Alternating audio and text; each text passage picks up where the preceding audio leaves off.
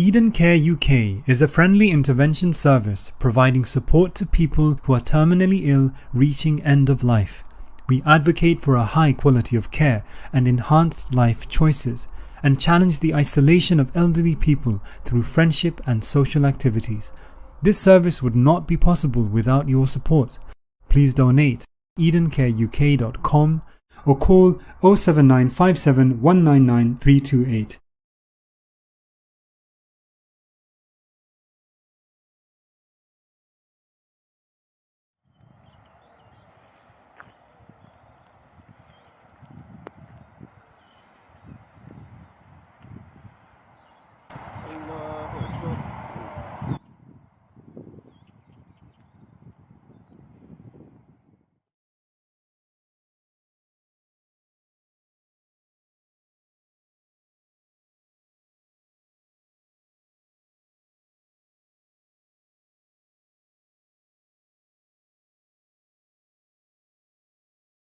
আসসালামু আলাইকুম। ও আমার বোনজি, তাইনোর আব্বা আম্মা নাই, আমারও তো ঠিক নাই বিয়া দিবার। আর তাই তোরারে দিবানে আমরা দোয়া করমুনি, তোরা সাহায্য করছো।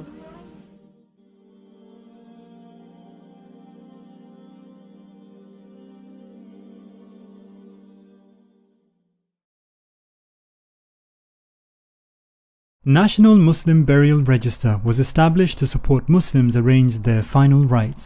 This service caters for Muslims who have no one to carry out their Islamic burial rites upon their death, including funeral planning and burial after their demise. Get in touch for a friendly chat and discuss our eligibility criteria. muslimburialfund.co.uk or call 07957 199 328. National Muslim Burial Register is a service offered 10 বছর আর আম্মা 7 বছর মানে তোর মা বাপ কেউ নাই না না তোকে তো বিয়া ঠিক করছ নি কোনো ও ঠিক করছি তো অনেক আজারাতা সাহায্য লাগি রে বাবা আমি থাকি আপনার কাছে আতরাম জানি আমি ফুরি গুতারে একবার দিতাম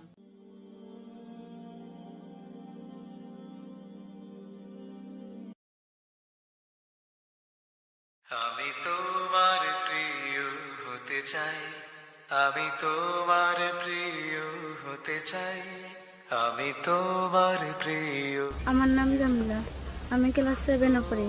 আমার আব্বা আম্মা মারা গেছেন। আব্বা মারা গেছেন 3 বছর আগে, আম্মা মারা গেছেন 2 বছর আগে।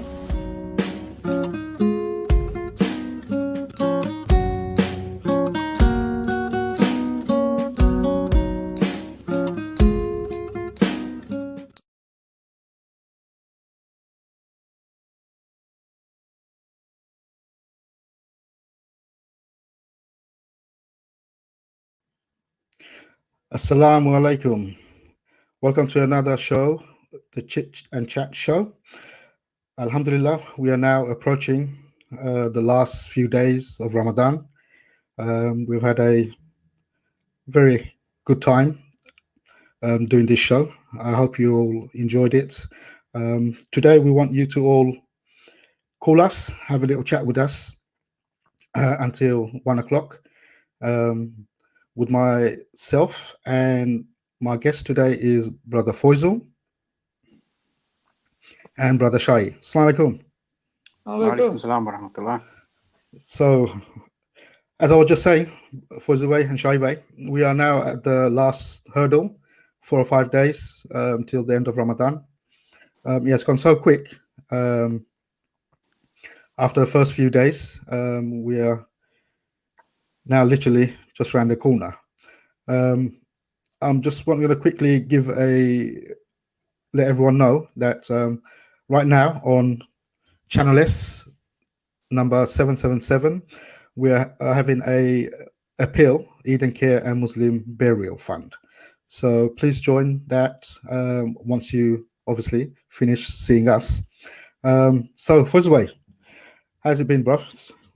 These now we're approaching it, how has your Ramadan's been going so far? Alhamdulillah, bro. Thanks very much. It's been good, mashallah. Alhamdulillah. I've kind of it's always you get that feeling at this point in the time of during Ramadan, the last week, and especially as we approach Shubha Qadr, that it's approaching the end part of the month, and you feel like you're kind of departing a time that a closeness. You have a bond with the month, Ramadan, and the way in which we fast and do ibadah and stuff like that, and you feel like you're just suddenly detaching yourself from. If you personify, it feels like you're detaching yourself from someone really dear. So it's sad in that sense, but may Allah subhanahu wa ta'ala accept all our ibadah and prayers, and give everyone the blessings. I mean, just to touch on that, the last 2 years or 2 Ramadan has been quite difficult. Last year, obviously, it was full lockdown. We wasn't able to attend the mosque, so that was quite difficult for a lot of people, doing Taraweeh, etc. at home. This year, there's easing off the lockdown, but still not full capacity as it previously has been. I mean, some of the queues were quite long trying to get into the masjids. But alhamdulillah, at least this year we are able to attend the masjid to take part in Taraweeh, even though straight after you are required to leave and not hang about. Maybe that's a good thing, because previous years people tend to linger on. There's used to be bazaars and stalls, etc. But then again, I found out it was quite exciting. There was a buzz about. I don't know about the neighbours. Maybe they didn't think it was such a great idea, especially the non-Muslim ones. But alhamdulillah, we are, like I said, at the end of Ramadan.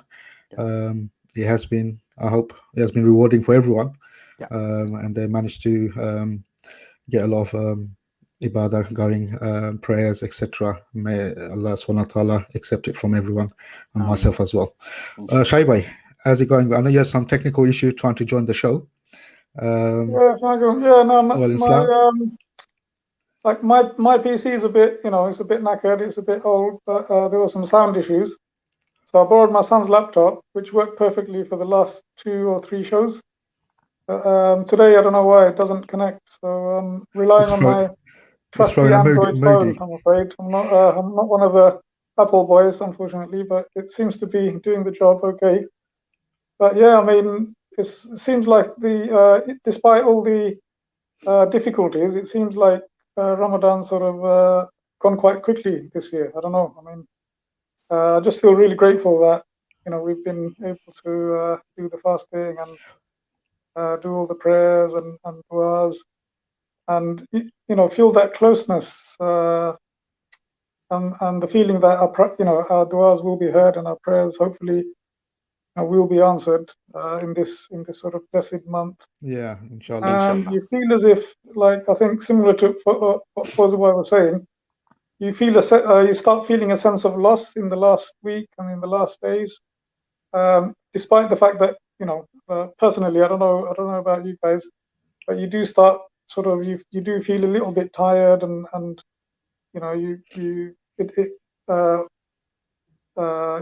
despite that, you don't want it to end. I don't know. I'm not making sense.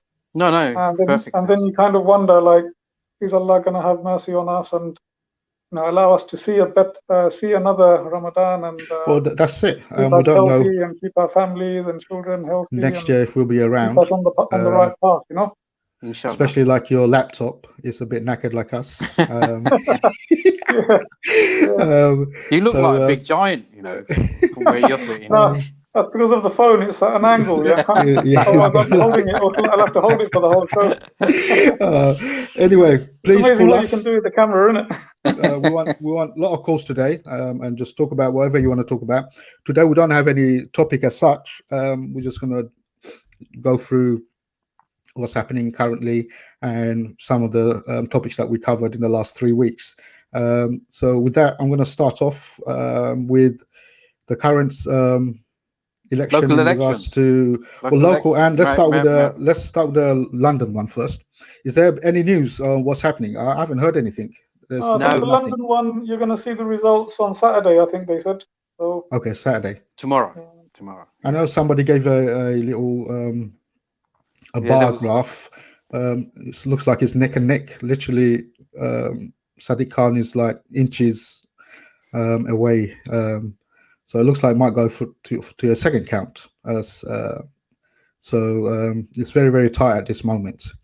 Well, But then I mean, again, initially, they were saying that Sadiq Khan would have a huge lead, and he was predicted to kind of win by quite a margin. But now that they're saying that it's so close, like you said, Azafor, I think it may well go down to a second count because second it's count, so yeah, close. definitely. Because I it's so think it will go close. to us. But then again, a lot of people who are earning a living driving, I think they pushed their other candidates. So I think that's maybe one of the reasons why that is really tight at this moment in time. Yeah, I don't think it's just the drivers, to be honest with you. If you look at the national picture with the Hartlepool by-election and also with a lot of the local council elections as well, you've got to give credit, despite all the scandals and all the things that Well, we've been that's hearing. what amazes me. I mean, it's Yeah, just I mean, you've got absolutely to give credit amazing. to, They the can Conservative literally Party, because they seem to get know away their with anything. supporters much better than other parties, and they seem to communicate. They say the things that will motivate and increase the loyalty and support of their supporters, I think and also Shahi, take on board more supporters. So I think if you want to look at it as an exercise in communication, then it looks like they're pretty unbeatable at the moment. I don't think it's solely down to communication, to be honest. I think personally that what's happened here is the whole COVID situation and what people have been suffering for the whole last year or so since the COVID pandemic. People have had suffered in many different ways, personally, as a community, and so on. What's happened is the whole vaccine program has gone much better than any of the other endeavours that the government has put forward, like test and trace and so on. Nothing of that kind worked out, although it cost billions. Because the vaccine worked, and even comparatively, when you look at other countries, Britain is far, far ahead in terms of vaccination and where we are at the moment in terms of bringing the level of COVID kind of infection rates and so on down where we are.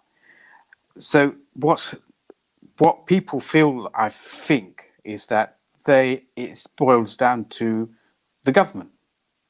And obviously, it's not just the government. It's got scientists, you've got doctors, you've got the whole infrastructure network who's been working tirelessly hard and vaccinating people. And that's why we are where we are. It's not solely down to the government, but people are just rewarding the government because of that sole kind of result from vaccination and people feeling that confidence and coming out of lockdown and so on. I think you're absolutely right. That's a massive factor because of the good feeling of thinking that, all right, we're doing really well and we might be able to sort of go back to normal and go on holidays and whatnot. Yeah. However, I think not unless you're on the red list. Well, Turkey was put on the red list yesterday. Well, that's what I'm saying. Despite that, I think you've got to say the media, the press, they've really helped the government in that sense because, like you said, there were so many blunders before that, and so many people were affected and lost their lives. And people have forgotten about all that. And it's like sort of immediate amnesia. No one remembers all the terrible disasters. All the recent sleaze and everything. People just put everything aside. So that's what I mean by the communication thing. So at the moment, whether by design or by accident, or I don't know what or they're doing some sort of voodoo, I don't know. It's almost like mind control, like they're just controlling what people are seeing and thinking, and it's boosted them to another level now. So it's a very interesting scenario, and it's going to be fascinating to see how it goes forward from here, in particular for the other parties, Labour, Lib Dem. I mean, the danger here is we touched on it last week about people and about sleaze and everything in the Tory party and so on, and the current government. The danger here is that I know people have their own sentiments about where we are in terms of COVID and everything, and rewarding the government and so on, and overlooking some of the shortfalls that may have happened previously. The problem is that if people ignore this for too long, then we could be in a situation where the country and the people start accepting substandard kind of behavior, kind of architecture within institutions. Britain is known to have sort of like upheld the rule of law and so on. Now, if people start accepting that, okay, what's 270,000 or 70,000, whatever the cost is, might be from a private donor to a prime minister. I think it's quite important. It's important in a sense that because it's a public office, that people. Well, it's the highest public office in the country, isn't it? Exactly. That's where the standards should be seen to be set. Absolutely. And if people say that, oh, it's only a small thing, it's only a Tory donor who did that, we need to know the nitty-gritties, because we need to know on what basis did that exchange take place, and on what favours are people giving whom, and if there are any favours being sort of like.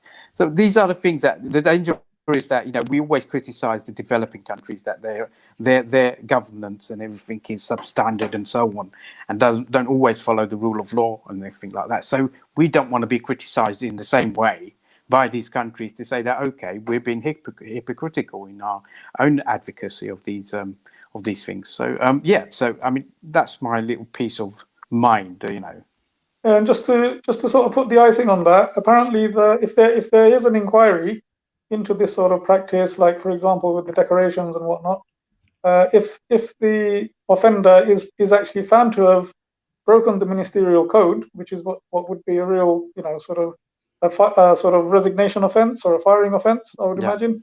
Yeah. However, guess who has the last say on that? It's the PM. Bojo. It's the person involved. Yeah, so that's it. There you go. So already you've got a bit of a isn't democracy scenario, great?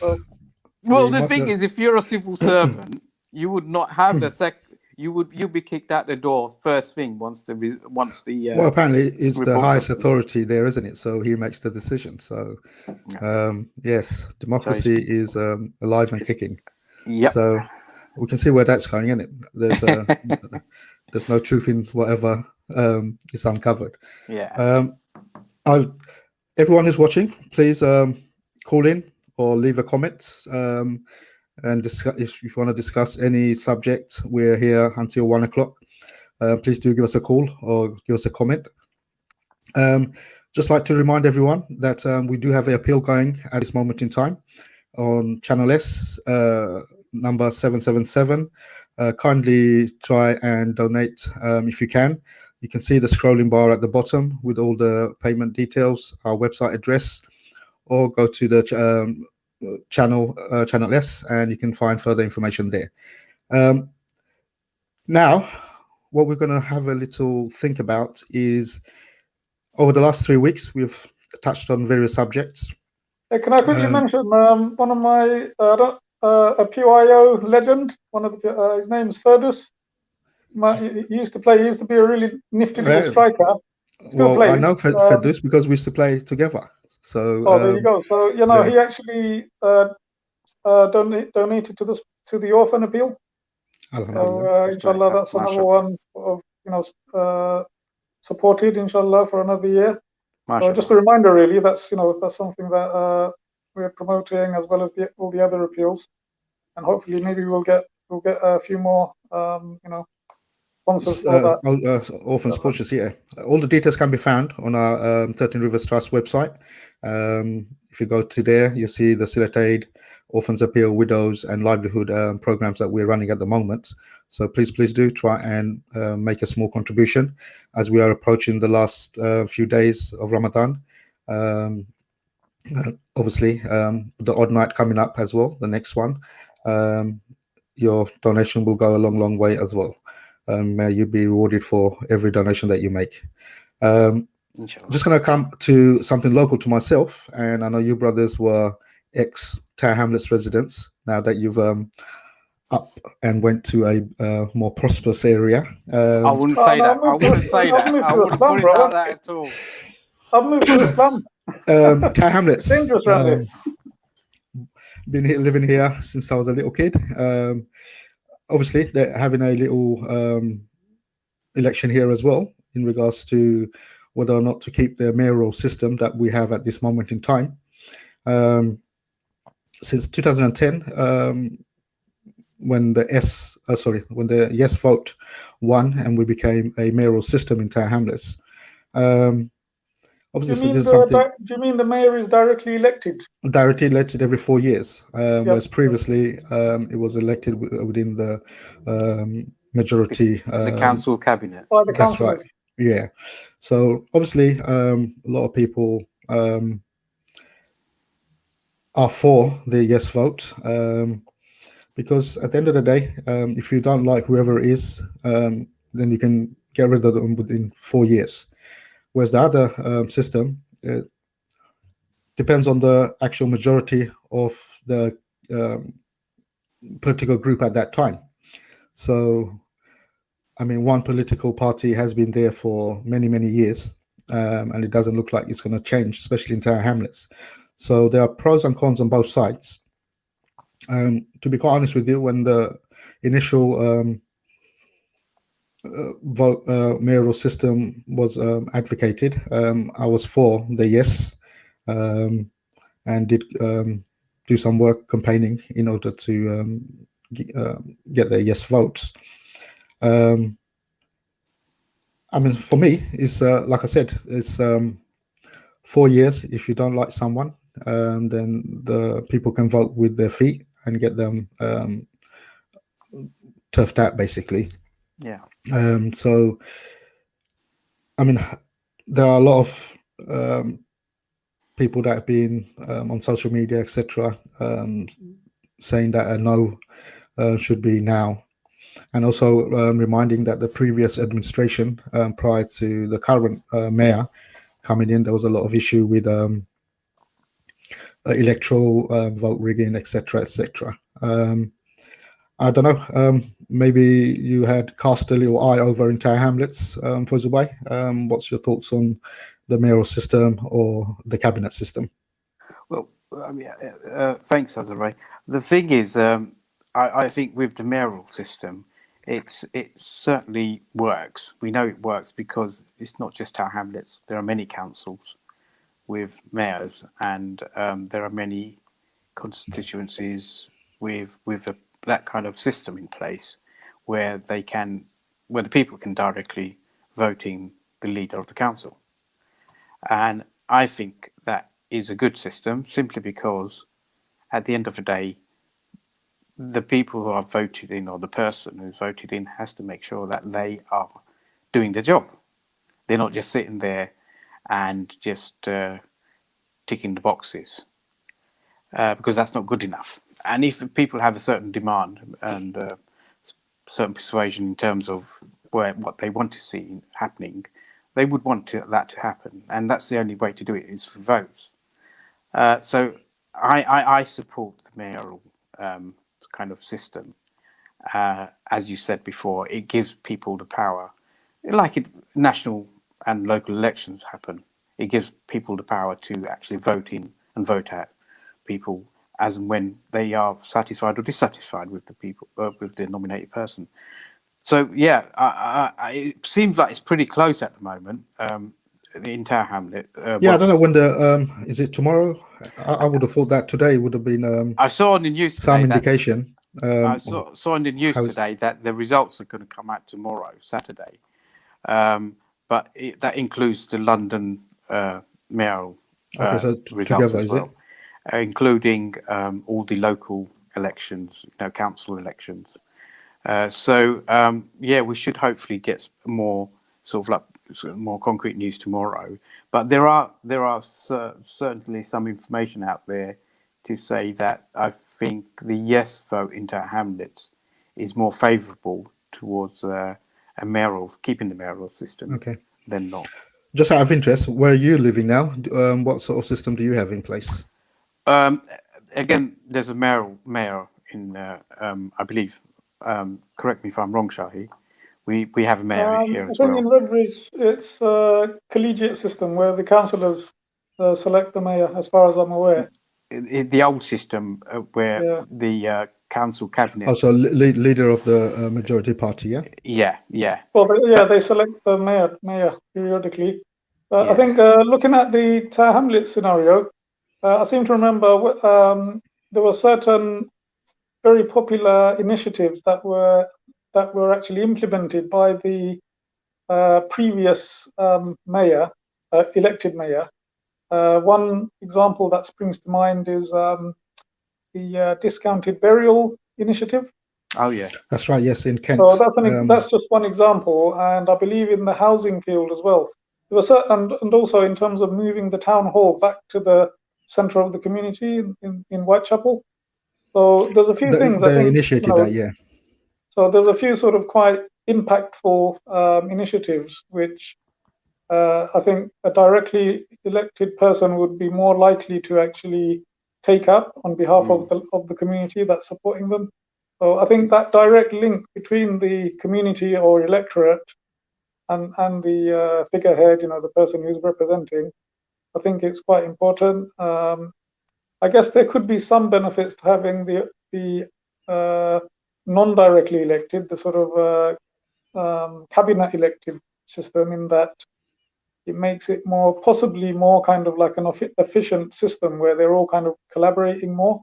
So there'd be less tension because it's someone they've selected, possibly. But personally, I think I actually go more. To be quite honest with you, Shai, going back by the public, going back they're more likely to represent and push for initiatives that the public actually want. Going back donkey's years, when there was no mayoral directly elected mayor, there's always allegations of dodginess going on in the council. So it's nepotism. I didn't even touch on the dodginess part. No, that's what I'm saying. So even then, part of unfortunately, in fact, the system, there's always going to be some sort of rumors sort of underhandedness going on about favoritism than it is now. So, I mean, there are pros and cons for both systems. I mean, it's obviously a shame, really. I mean, what Shahi was, I'm just sorry, Azafor, to cut. No, that's right. Cut up, yeah. What Shahi was saying about the previous electoral mayor and or elected mayor and the administration in Tower Hamlets, some really good stuff, came out of that administration. It's a shame, really, that they had ended up sort of like where things had ended up in terms of central government getting involved, or the Central Labour Party sort of like executive getting involved and having to sort of like take control of the situation. Yeah, you're right. There seemed to be almost like a running campaign to discredit that administration, and that culminated in allegations of malpractice and so on. And on the basis of that, obviously the person lost their post, it affected their career and all sorts. And then at the end of it all, they actually had no proven, like they couldn't prove anything. There was that they alleged. two or three. It's a police huge investigation disaster for that individual. But nothing, obviously, it was like a regime. How can I put it? It was a bit like a regime change. For some reason, that they wanted to get rid of that elected representative, and they did it, and then they just moved on. So I've just got a feeling there might be some trepidation, like that, maybe they don't want a publicly elected person to come back in because it upsets some component of that system there, the political system or the hierarchy, whatever you want to call it. Well, I mean, Tower Hamlets is a really important area if you think about as a borough within the sort of London constituencies.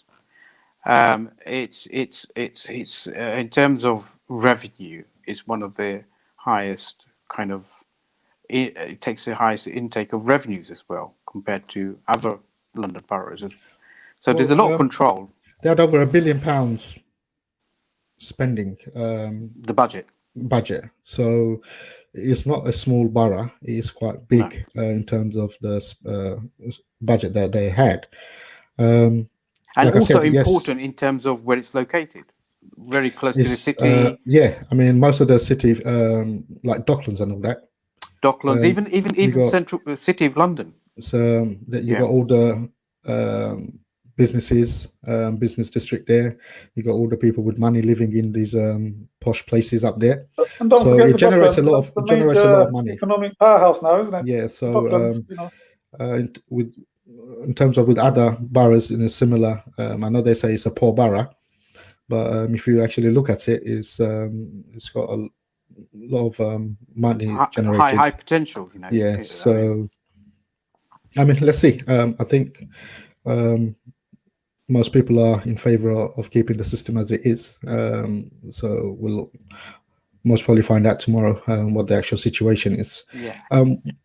What we're going to do now is just take a quick break, and when we come back, we're still waiting for a call. So please do call in or leave some comments. We need people calling in, and calling in, and even if you don't want to call in, just give us a comment and any issues you want to discuss, any topics you want to discuss, then we'll have a little chat about it. But preferably, we like you to give us a call. We got to the point where we'd be happy to see some what's it called, like even some offensive comments about us. Any comments are welcome. Any comments will thingy. So we'll come back after this short break, and we'll have a little chat about what's going on in the world. See you in a bit. Yeah, we're still on. We're still on. All right then.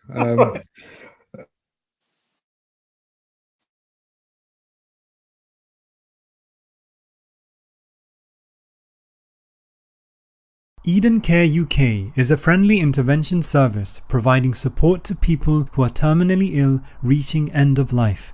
We advocate for a high quality of care and enhanced life choices, and challenge the isolation of elderly people through friendship and social activities. This service would not be possible without your support. Please donate edencareuk.com or call 07957 199 328. 480,000 cremations take place every year in the UK. Some of these cremations sadly include Muslims. We offer burial support for Muslim reverts who are vulnerable and alone, including an Islamic will service. If you or someone you know is worried about not receiving a Muslim burial, then contact us today, muslimburialfund.co.uk, or call 07957 199 328, a project of Muslim Burial Fund.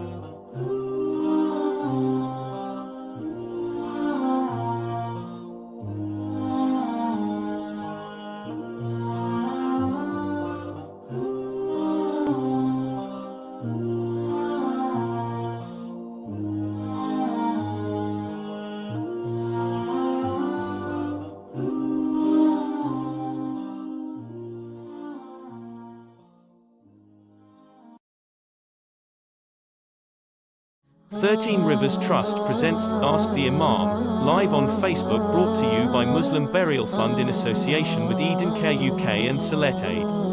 Guests include Sheikh Solomon Ghani, Hafiz Abul Hussein Khan, Imam Abdullah Hassan, and Imam Zubair Kareem. Join us this Ramadan and learn your deen.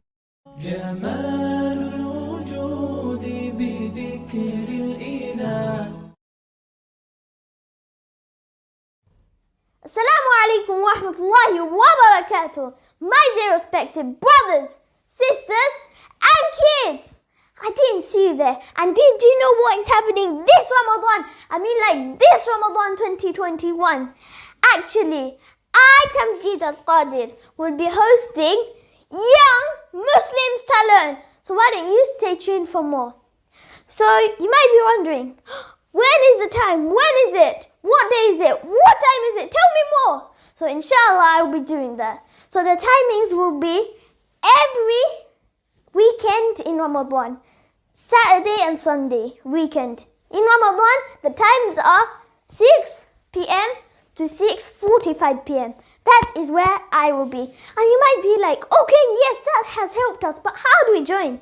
So if you want to join, you can go onto Facebook and search 13 Rivers Trust, or you can go into Facebook and type in MyRamadanTv. Or if you're not on the Facebook type, you might go onto YouTube and search up MyRamadanTv.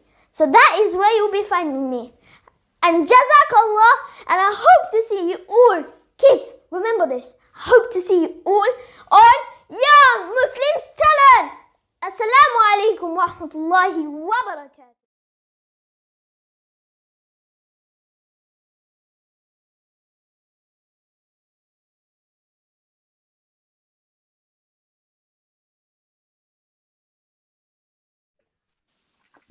Assalamu alaikum. Welcome back. We just had a quick look at the Walaikum Islam. Some of the good work that 13 Rivers Trust is doing. Just like to remind everyone again, we are having a live appeal at this moment in time on channel S777. Please do join after you've watched this, and if you can, make a small donation towards all the excellent projects that we're running, especially the appeal that they're having just now, which is Eden Care and Muslim Burial Fund. Alhamdulillah, last year, COVID, we have buried so many people with deaths relating to COVID. It's the amount of burials we've done in a whole year, we don't even do half of those burials. So it's with your help, the community's help, we were alhamdulillah able to do that. So please do get involved and make a small donation so we can carry on the good work that they're doing at this moment in time. Now, one of the topics that we covered on a previous program was the red list.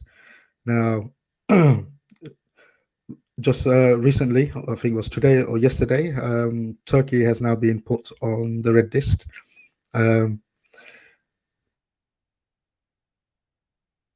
Making it the way I'm saying, two of our football clubs have now reached the final of the Champions League, and this is one of the topics that we covered on a previous show as well, which is Manchester City and Chelsea, who are due to play in Istanbul towards the end of May. This is now being put in doubt because the red list, so they're trying to find alternative venue. They're thinking of holding it in the UK at the moment, but there's ongoing discussion with UEFA to see what they can do. Now, I understand this is quite relevant because one of our brothers, a volunteer, he was in Bangladesh and they put him on the red list. He went to Turkey, now they put him on the red list. So wherever he's going, he's being put on the red list. So I say to him, please, brother, just stay where you are. So that's going to make it really difficult for him to come back. It's been quite a adventure for him, being out there, firstly in Bangladesh, and now, just as he arrived in Turkey, the UK government have decided to put them on the red list. What do you think of this red list put in Turkey? Are they having such a huge rise in COVID that it warrants them being put on the red list? If you look on the sort of data that you see in the newspapers, you can see all the different countries and the sort of relative levels of infections and so on that they have. And I think Turkey is on a similar level to some of the European countries, like I think France may actually be a bit higher, or at least on the same level, for example. And there are other European countries which are at a similar level. So, like with India, I think it's not just based on the infection rates. There's some other reasoning that they're applying, which we can't, I can't for the life of me figure out, in order to put certain countries on the sort of restricted list or the red list. So, Turkey has been quite, in terms of vaccine and all that, they've been quite like the UK, and they've had a good amount of success in regards to the vaccination. Prior to being put on the red list now, they were one of those safe countries previously. Yeah, I think they were on the amber list recently, and now they're due to go onto the red list now. I think from the 12th of May or something, that there will be. I think maybe what they're also looking at, maybe there is a good reason. So maybe they're looking at the rate of growth of cases, possibly. Because obviously, as well as the absolute number, it might be like 1,000 per, I don't know, like 100 per 100,000 or whatever. But maybe the rates are increasing really fast. And maybe also they're seeing patterns of how people are moving around. Because I think it was on the news as well, where a lot of people have taken that route, via Turkey to avoid come back to the UK.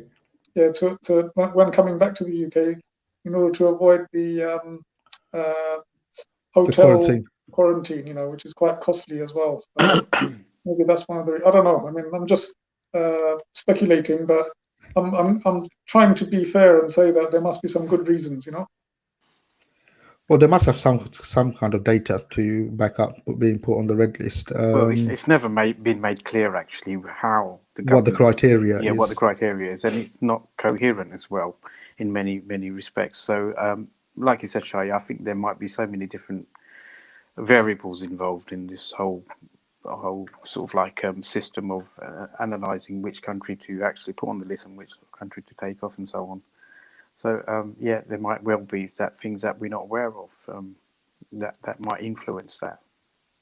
I mean, on a more lighter note, I mean, I know that obviously amongst us as well, we sort of we've been wondering, is it sensible to even think about booking a holiday? Like going abroad somewhere. But they're encouraging us to go on holiday. Kind of underlines that risk, that unknown factor that you might go on holiday somewhere. By the time you come back, it might be on the red list, and then you'll be stuck. Well, that's it. I mean, Spain and all that, I think they're encouraging people to go to these countries that are not on the red list at the moment in time.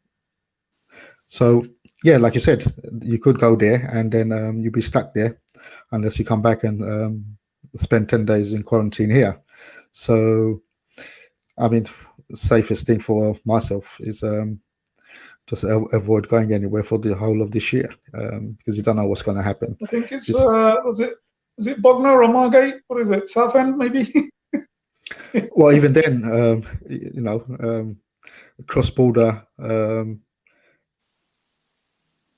going constituency boundaries as well.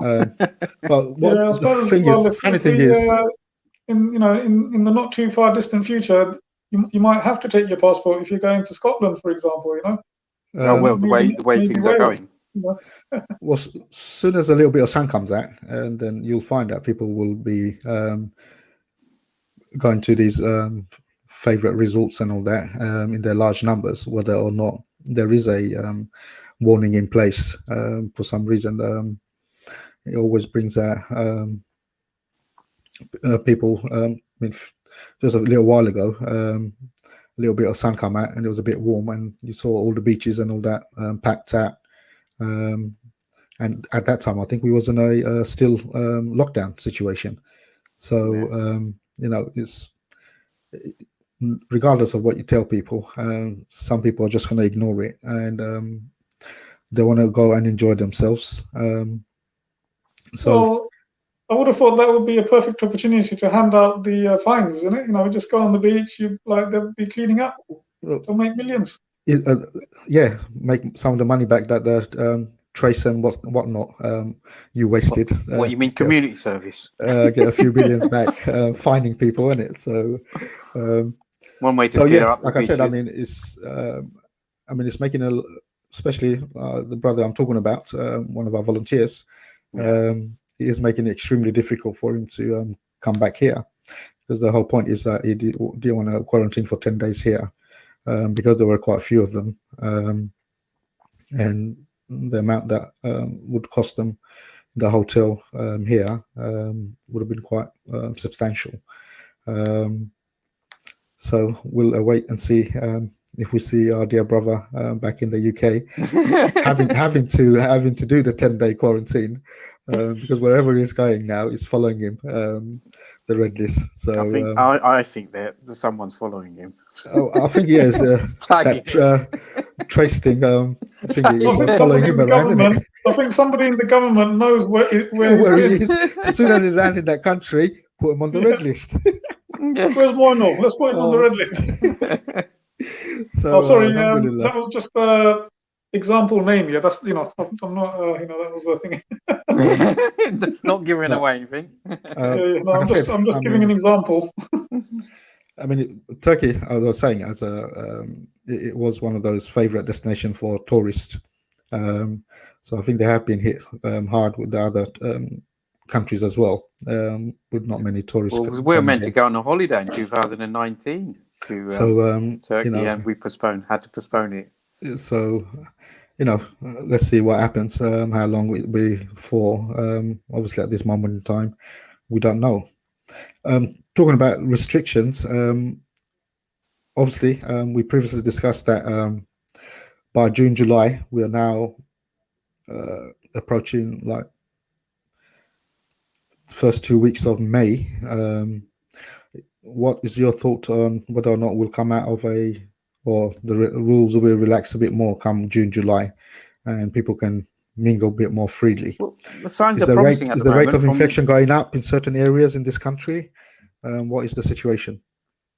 I think up in Yorkshire and parts of north of England, I think there is talk about the rate of infection in pockets which have actually gone up or going up.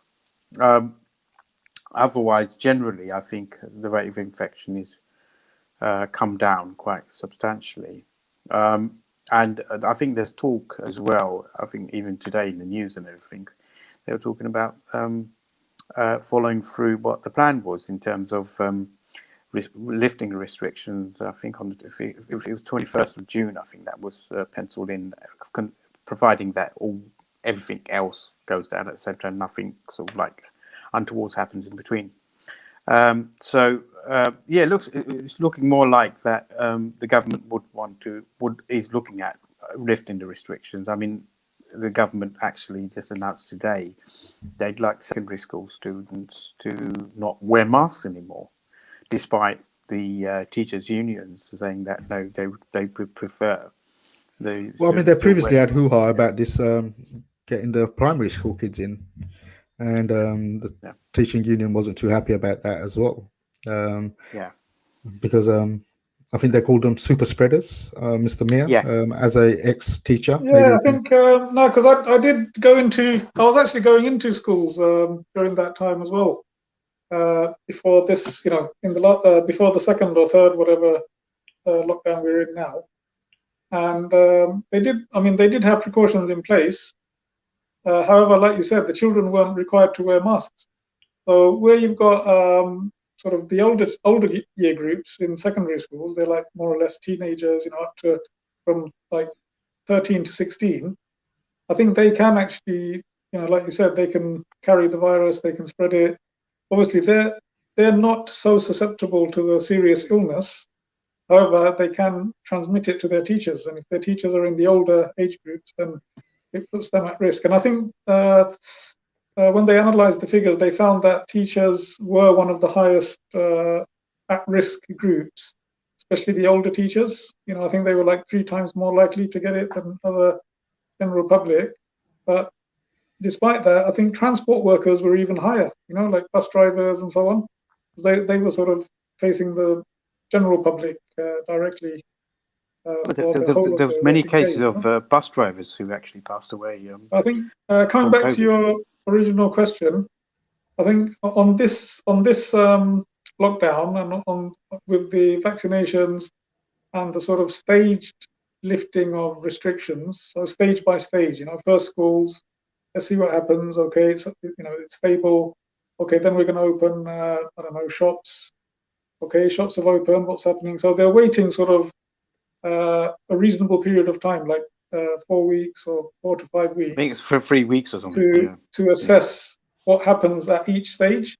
So if it continues like that, then I've got a very, it seems like the numbers are sort of looking very, very promising. And if the vaccinations continue to be effective, if there isn't some crazy mutant variant that comes out, like an Indian plus a Brazilian plus a South African or something like that, and it starts sort of spreading everywhere, then I think also if we as the public, if we sort of continue to be reasonably, take care and sort of precautions and wash our hands and maintain reasonable social distance, then I'm quite hopeful that things can continue to improve. improve, Yeah. and the restrictions will be. My concern is everywhere. that with these slight easing of restriction and all that, could there possibly be a third wave?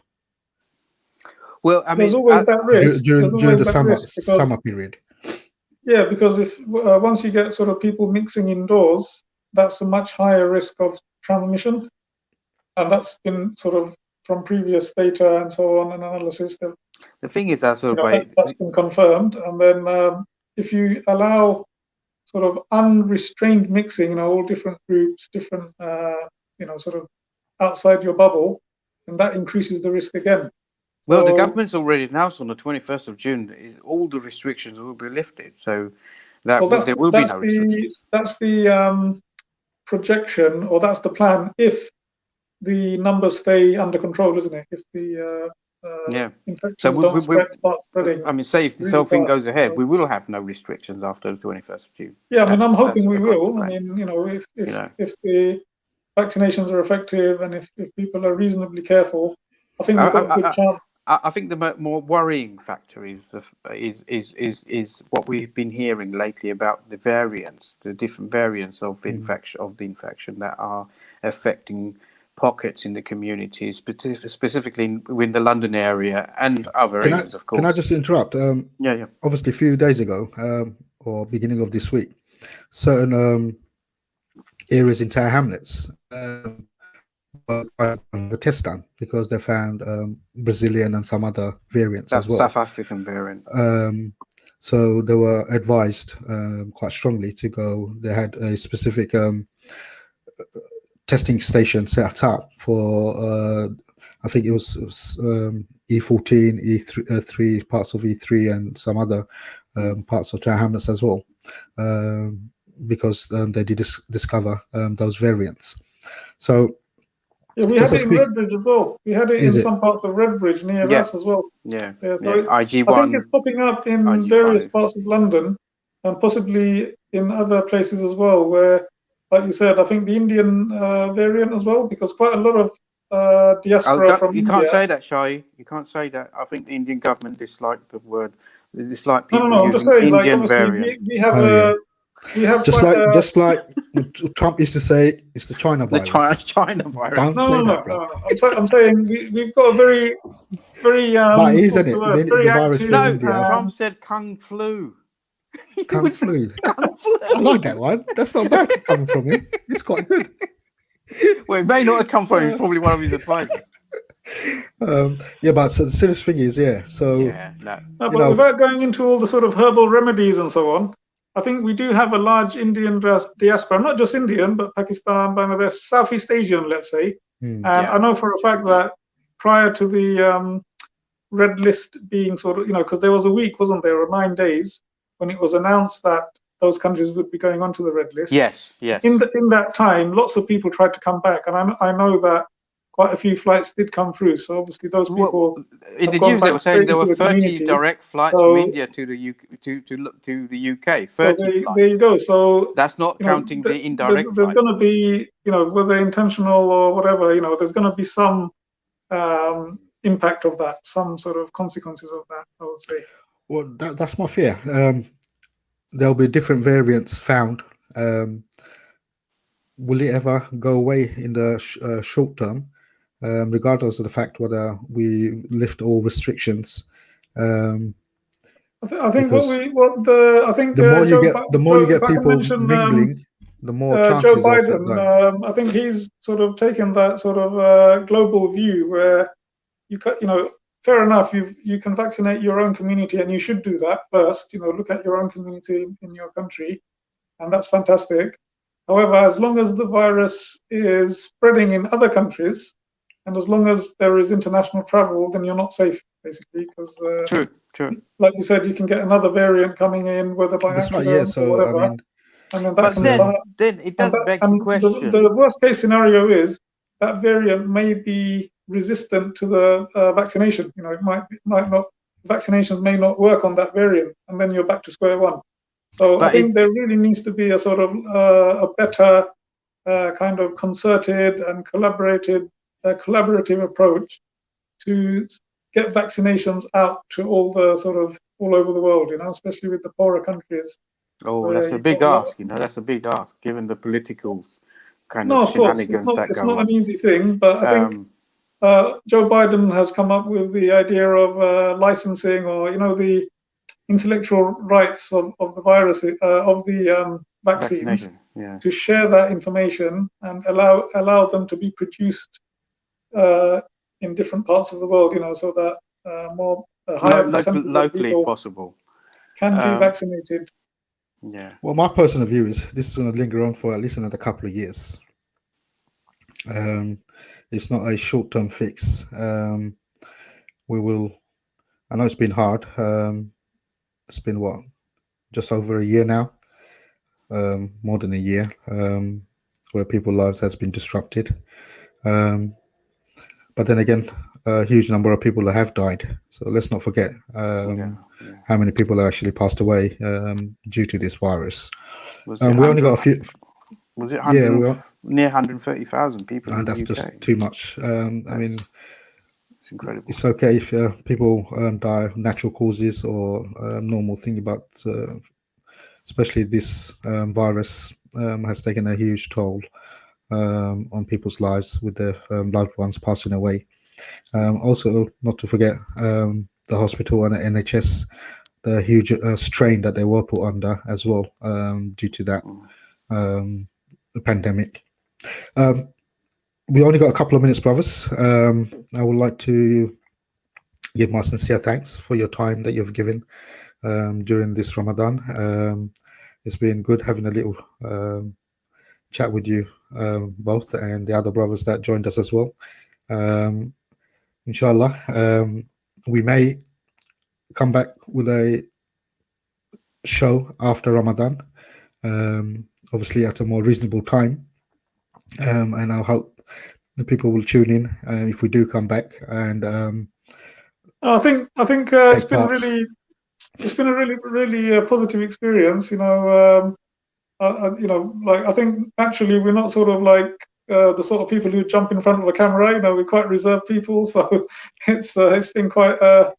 You know, I haven't had any bad feedback, but you know, obviously we haven't had that much feedback. yeah, I mean, so basically, that's what. Well, I would haven't hope given that, your feedback yet, Shahi. anybody who is watching, if I have sort of said anything wrong or offended anybody, please do forgive me, and you know, make dua for us, and you know, we'll make dua for them and everybody, and hopefully, you know, like Brother Azafor said, so many people have been affected by COVID and so on, and sometimes it makes you wonder, you know, like what could have happened, especially if people in your family were infected, or if people in your family have actually. well, your whole family had been infected, so well, exactly. So you were right in the middle of it. Quite frightening at times.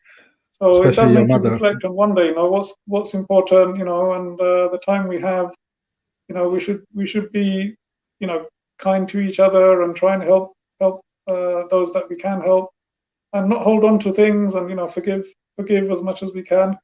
Well, especially during Ramadan, try and this make is a positive kind of influence, you know. So if anyone has been affected, you know, we'd love to get your comments, and hopefully, I do hope we do come back, and we'll try and make it a bit more fun, and maybe have competitions. Yeah, maybe things in jars or whatever, you know, just to make it a bit more, we can fun. try that. Yeah, no problem. Yeah, thanks, Azar. I'd just like to say I ditto everything that Shahi said. And definitely, if I have or we have unintentionally said anything to offend anyone, please do forgive us. But it wasn't the intention in any way. And you know, we want to kind of try and engage with everyone in a very free way. You know, no kind of It's just a light-hearted banter, isn't it? So exactly, at the end of the day, exactly. I mean, all day long you fast and you're thinking, so just a little light subject, just have a little talk and just generally just relax, basically. I was just going to say, I haven't given the feedback on Shahi as yet, so he shouldn't get too comfortable in that chair. So there is. I just wanted one last comment. I really do like that mirror in the background, Shahi's background. Oh, you mean this one? No, sorry, this one. On the other side. This one, yeah. Isn't that the one that I wanted? Yeah, there's a bit of a story behind that mirror. Yeah. It's been 5 years. Very nice. I'm still waiting for it. So inshallah, after Ramadan, maybe a little present. Funnily enough, I was wondering if you'd notice it in the background. Thank you, Foysal, for reminding me. With that, thank you, brothers, and thank you all the viewers who's joined us. Assalamu alaikum wa rahmatullahi wa barakatuh.